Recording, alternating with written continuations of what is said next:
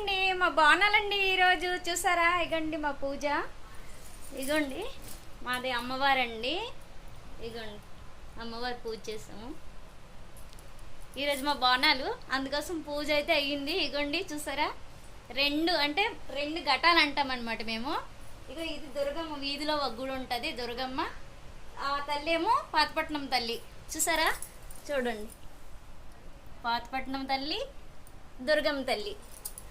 ఇదిగో మా దేవుడు చూడండి, చూసారు కదా మా దేవుడు. మా బోనాలు ఇదేనండి, నేను చెప్పాను కదా మొన్న మా బోనాలు అని. మా బోనాలండి ఇగోండి, ఇవన్నీ ఇలా తయారు చేస్తాము. అగోండి చూసారా.